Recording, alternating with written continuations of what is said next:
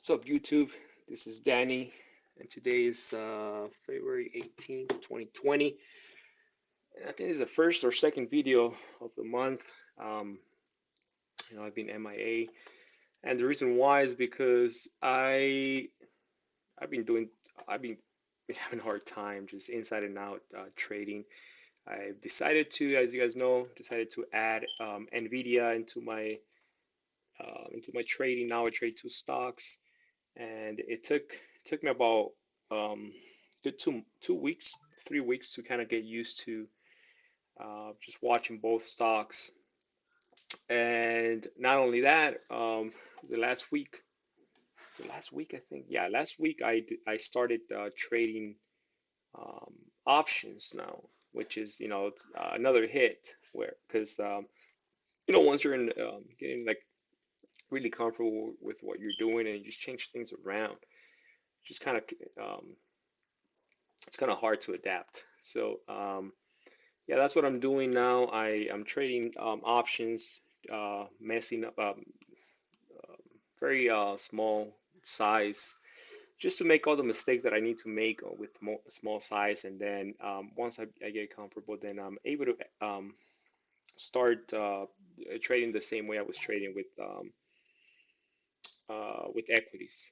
So I'm not, to be honest, I'm not in a rush to do that. So I want to go over a trade that I took today on Facebook, and just to, because I know a few people asked me in chat, um, they asked, what are the, actually this is the opposite of what this person asked, but um, this person just asked in general and like in chat, what was the best way to short?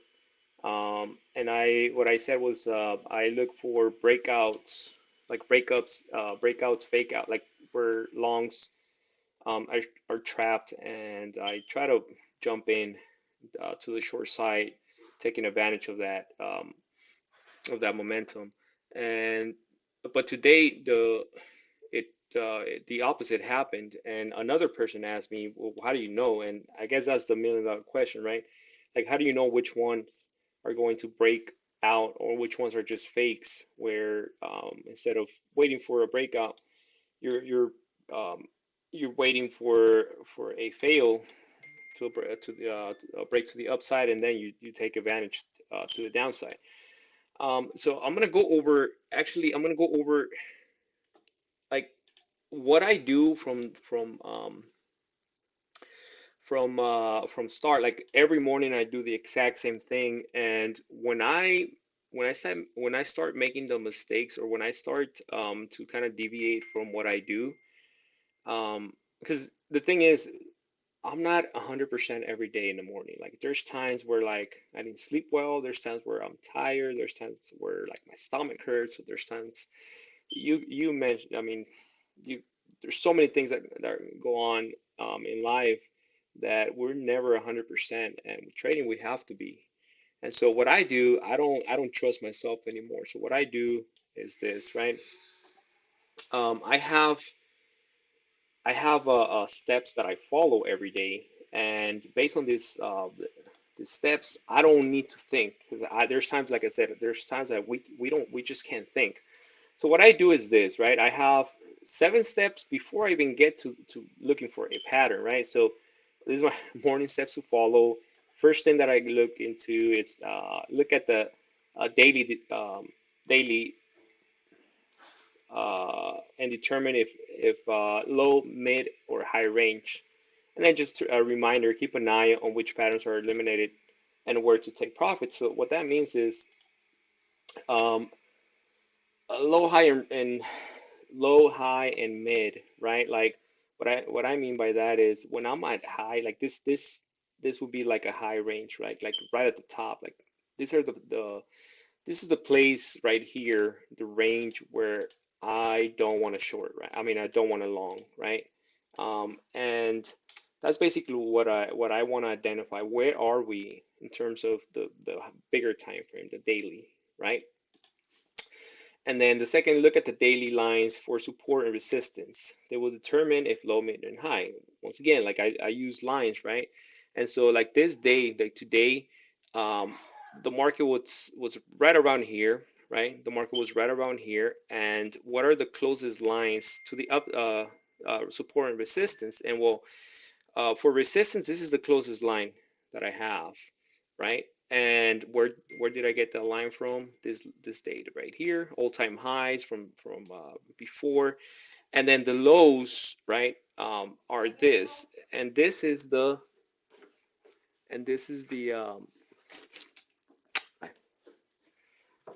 and this is the day where we had the big gap down, and I consider this the highs, right? It took as you guys can see right here, it took a long time to break. Like it broke a few times, but then it got rejected. So I'm looking at this as the highs now are is the lows, right? It was resistance, now it became support because we're right above.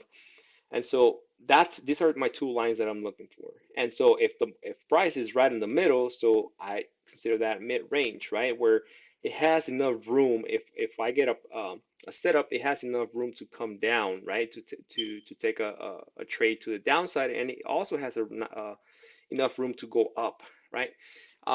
Before even looking at the like the 15-minute to look for a setup, I like this as a long, and the reason why was because we're right above this, right? I know that there's a lot of shorts here, here, and maybe even here that are waiting to see what's going to happen. Either, if this doesn't reject and go down, like it's they're gonna stop out.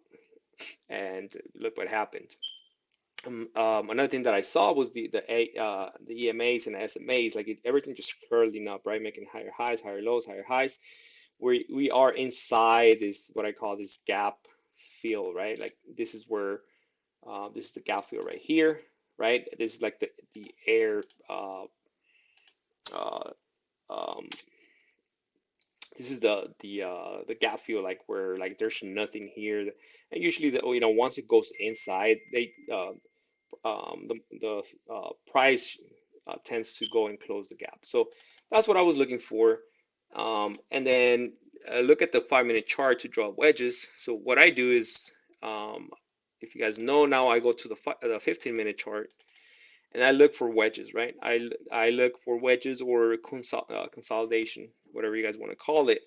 And what I saw was this beautiful wedge here, beautiful wedge. Uh, this is like one of my favorite setups. Um, and the rest, like once I have that, and it kind of reminders, right? If wedge already broke up or down, look for a new wedge on pre-market action. If wedge has not broken out, like these are just things that I make mistakes because I tend to skip. So now once I'm done with that, like um, this helps me, like this 7 steps helps me to make and do the exact same thing every day, right? Now, what I do, I move forward and I start looking for the patterns that I want, right? The patterns that I think are worth watching. And I had two patterns, um, right? This is what I sent um, to the person that I trade with. This is what I was looking for, either a breakout or um, a breakdown, a pull back to this level, support becomes resistance, and then to short. Um, and I mean, the rest is history, right? Like we had the breakout right here. I was waiting on the 2nd minute. I went long. But for some reason I was gonna buy I think like 3 contracts, and for some reason I was only filled one, and when it pushed up, like I rushed and I put 2 more.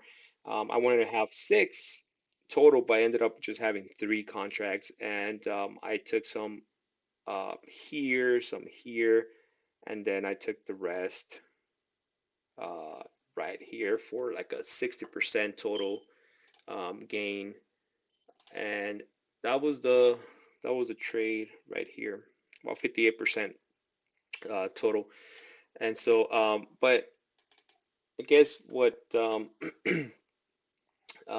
that's how I determine if it's a breakout or a breakdown based on the daily chart, based on support and resistance, and based on where, our shorts in trouble or our longs in trouble. In this case, shorts were like just waiting for this to see if it was gonna break or go, and that's what I look for. Just traps. I put myself in, as a short seller. What would I do? Where would I get out if this doesn't work out? And as a long, where would I long the stock?